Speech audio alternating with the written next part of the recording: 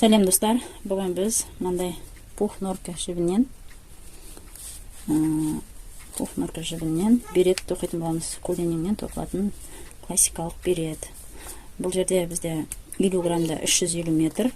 Менде дайын тұрған жіп. Мынандай жіптің екеуін және бір дополнительный жіп. Мынандай дополнительный жіп бар. Мынадан екеу, мынадан біреу, 3 қабат жіптен дайын тұрған жібім осы бойынша осымен тоқитын боламын. Мен мына жерде 4 класс ЛК машинасында, бір фантуралы ЛК машинасында тоқим. ЛК 150, 4 класс 25-25 инеге тоқитын боламын. Бірінші біздер ең алғаш ана негізгі жіпті тоқымас бұрын қосымша жіппен бірінші тоқып шығамын.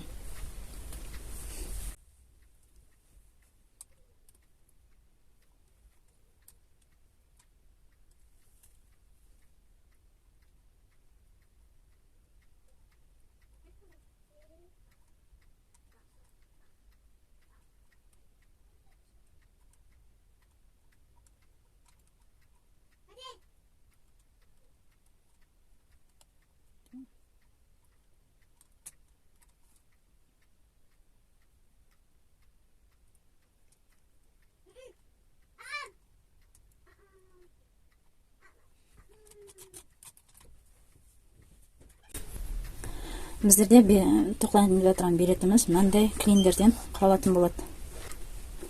Мына жерде біздер 50 петля алдық. Осылай 50 петлядан мына жақтан бір-бірден 8 ілмекті алдыңғы бос күйге шығарып отырамыз. Бөлшектеп тоқу арқылы. Содан кейін мына жақтан 3 ілмекті шығарамыз алдыңғы бос күйіне, сосын екі жақтан бірдей қылып, ортада 6 ілмек қалғанша екі жақтан екі-екіден ілмекті алдыңғы бос күйге шығарып отырамыз. Сөйтіп бізде осындай клин пайда болады. Осындай клиндерден біздің беретіміз құралатын болады. Мына жерде мына образец. Осындай клиндерден біздің беретіміз құралатын болады. Мына біздер бірінші көк қосымша жіппен бірнеше қатар тоқып аламын.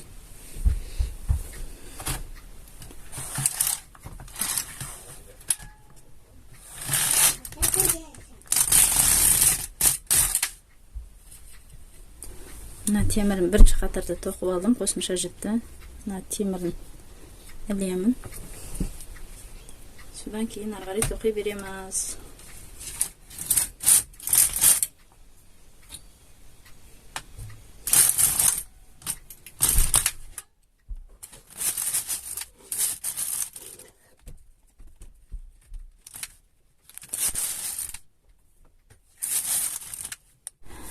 Мына бізде кордовый нит деп аталады. Кордовый жіп. Енді мына қосымша жіпті тоқып болғаннан кейін мен мына кордовый жіппен бір рет тоқып шығамын. Так, мына алды.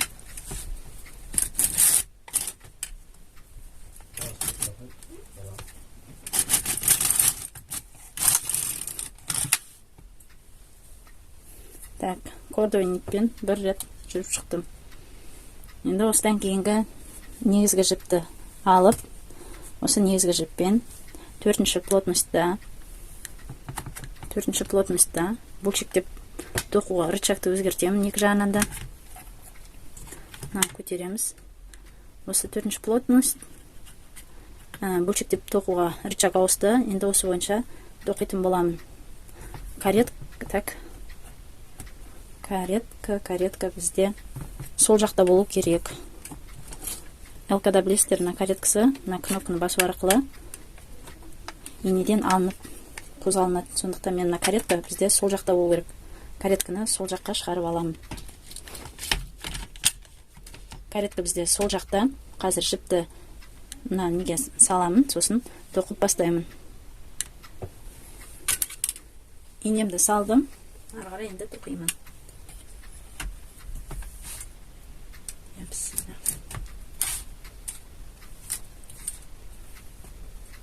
Екі ряд рычагты өзгертпеймін. Екі ряд біздер бірінші рычагты өзгертпей тоқып шығамын. Мына екі ряд полностью иненің бәрін тоқып шықтым. Енді біздерде береттің клиен тоқу басталады. Ол үшін біздер рычагты бөлшектеп тоқуға қоямыз. Бірге қоямыз, екідегі рычагты бірге қоямыз. Бірінші мына жерден 8 инені алдыңғы бос күйіне шығарып, 2 реттен тоқып шығамыз. Бірінші инені алдыңғы бос күйіне шығардым. Мынау бізде тоқылмайды, қалған инелер тоқылып шығады. Осылай 2 қатар жүріп шығам. Каретка бізде сол жақта болады. Сол жақтан инені, бірінші инені алдыңғы бос күйіне шығарып тоқып аламыз.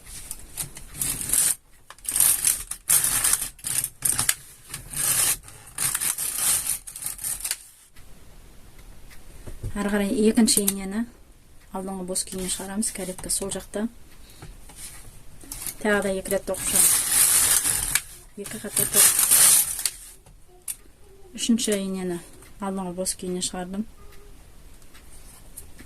Тағы 2 рет. Төртінші ине алдыңғы бос күйіне. Осылай 8 ине алдыңғы бос күйіне шыққанша тоқи береміз. Бесінші.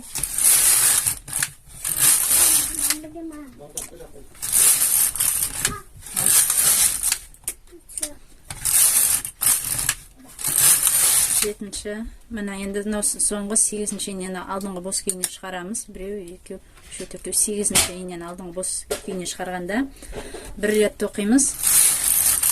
Содан кейін мына жақтан 1 рет 1 инені алға шығарамыз алдыңғы бос күйіне, мына жақтан тағы 1 инені алға шығарамыз. Бізде мына жақтан 1 ине алдыңғы бос күйіне 1 ине шыққанда, мына жақтан 2 ине алға шығу керек. Сөйтіп 3 ине, мына жақтан 3 ине алға шыққанша тоқимыз. Әр инеге мына жақтан 2 ине алға шығу керек. Мынаны шығардық, былай шығардық. 1 рет тоқимыз. Мына жақтан 1 инені шығарамыз. 1 рет тоқимыз. Сонда мына инеге мына 2 ине алдыңғы бос күйіне шықты. Келесі екінші инеге мына жақтан 1 ине, мына жақтан 1 ине шығарылды. Мына иненің екінші инесі міне алға шығардық. Үшінші ине міне алға шығардық. Мына жақтан 2 ине шығу керек болғанда. 1 и 2. Енді біздер ары қарай 8 инені 1 шығардық. 2 қатар тоқып, каждый инеге ары қарай мына жақтан 3 инені алға шығарғанда мына жақтан 2 ине шығарып отырдық. Енді ары қарай біздер каждый қатар сайын 2 жақтан 2 инені бір инеден алдыңғы бос күйіне шығарып отырамыз. Сөйтіп бізде клиен тоқу жалғаса береді. Мынандай грузиктерді іліп қою керек, себебі ілмектер инеден шығып кетуі мүмкін. Так, 3 инені шығардық. Енді каждый қатардан осылай 2 ілмектен шығарып отырамыз. Каретка оң жақта. 2 ине шығарылды. Каретка сол жақта. Тағы да 2 инені алға шығарамыз. Каретка оң жақта. 2 жақтан 1 инеден 2 ине. Каретка сол жақта. 2 жақтан 1 инеден 2 ине. Осылай ортада 6 ине қалғанша тоқи береміз.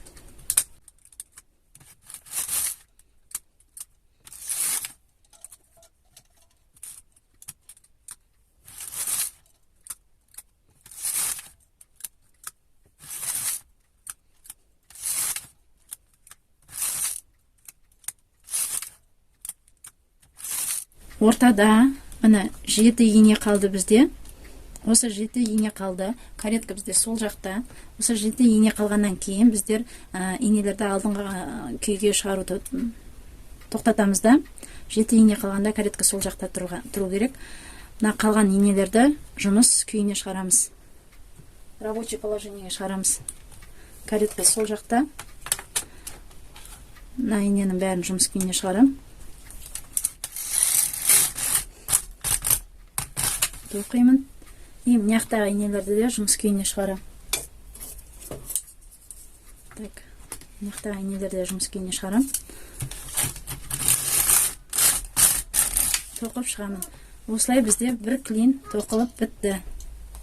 барлық инелер жұмыс күйіне түсті, рабочий положенияға келді. Бізде бір клин тоқылып болды деген сөз. Енді кері жаңағыдай басталады. Каретка бізде сол жақта тұр. Міне бірінші инені алдыңғы бос күйіне әкелеміз. 2 рет тоқимыз. Екінші инені алдыңғы бос күйіне әкелеміз. 2 рет тоқимыз.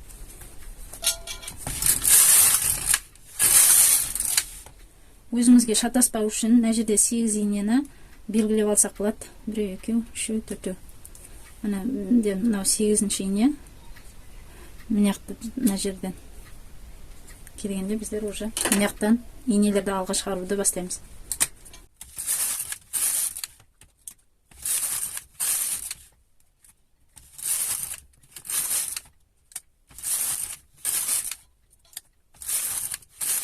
Тағы да қайталаймыз. 8-ші инені алға шығарамыз. Каретка сол жақта. 1 рет тоқимыз. И мына жақтан инелерді алға шығаруды бастаймыз. Мынаяқтан 1 ине, мынаяқтан 1 ине. И мынаяқтан тағы 1 инені шығарамыз. Мынаяқтағы әрбір инеге мынаяқтан 2 ине алға шығады.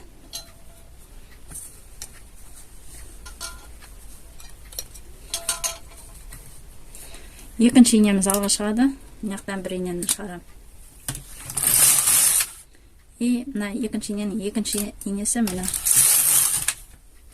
Үшінші ине. И тағы 1 инені алға шығарам. Енді каретка оң жақта, бізде екі жақтан каждый қатар сайын бір инеден 2 ине алға шығарып отырамыз. Ортада 7 ине қалғанша.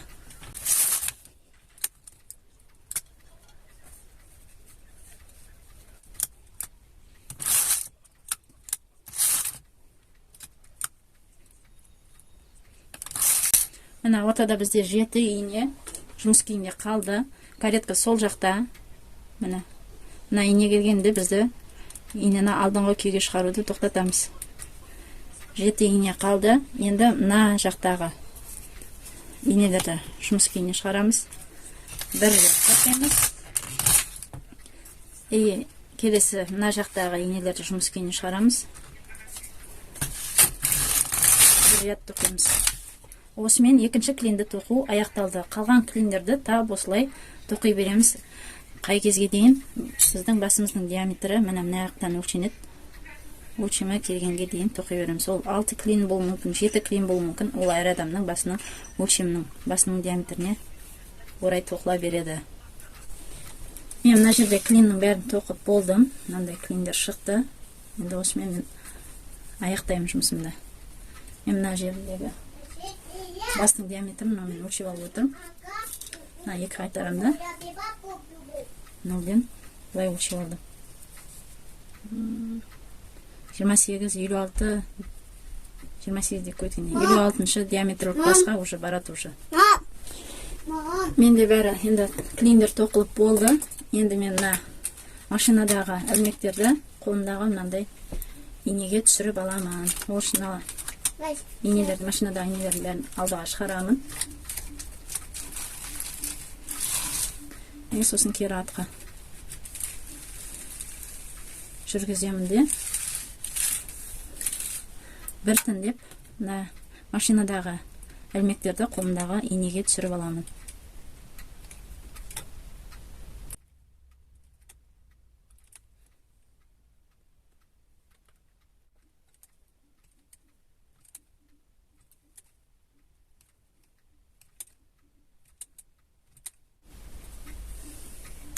Мынандай етіп инеге түсіріп алдым. Енді мына екінші жақтағы ілмектерді де осы инеге түсіріп аламын. Мұны былай істейміз.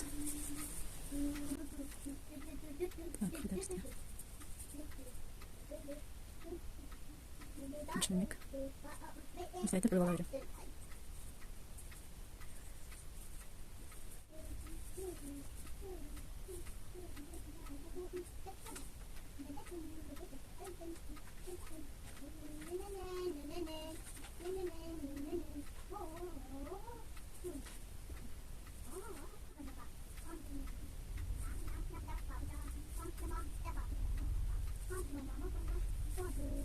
Енді мына ілмектердің бәрін инеге тізіп алдым. Енді мына кордовый нит деген бар ғой, розовый. Соны мына тұйық жағынан тартып, кордовый нитті, мына қосымша жіпті алып тастаймыз. Кордовый нитті тартатын болсақ, мына тартып шығарып алдым кордовый нитті. Так, енді мына бізде қосымша жіп, ешқандай қиюсыз, қайшының көмегінсіз ешқандай шешіледі. Көрдіңіздер ме?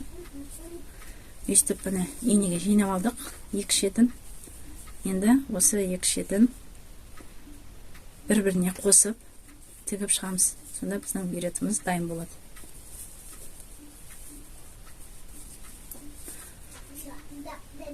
Мына екі шетін қосып тігіп шығамыз бір-біріне. Енді мына төбесінен бастап біздер жіпті кесіп алдым. Мынандай инеге сабақтап, төбесінен бастап жабатын боламын. Мына екі ашық ілмекті бір-біріне әдемі етіп қосып тігіп шығамын. Ол үшін бірінші біздер мына ілмектің сыртынан алып инеден түсіреміз. Мына ілмектің ішкі жағынан аламыз. Да солай сыртынан аламыз, инеден шығарамыз. И мына екінші ілмектің ішкі жағынан тігеміз. Осылай барлық ілмектерді бір-біріне қосып тігіп шығам. Бірінші ілмекті шығарып алам, сыртынан іліп, екінші ілмекті ішкі жағынан, инені ішкі жағынан алам. Енді екінші жағына сыртынан инені салып, шығарып аламын ілмекті, екінші ілмектің ішкі жағынан инені салып тігемін. Әрі қарай солай кете береді. Сыртқы жағынан и ішкі жағынан.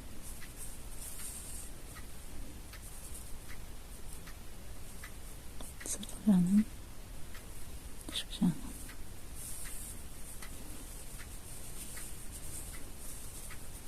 Бізде мынандай болып, мені тігіліп жатыр. Мынаны қазір сосын жабатын болам. Осылай әрі қарай қосып екі ілмекті бір-біріне қосып тігіп шығамыз.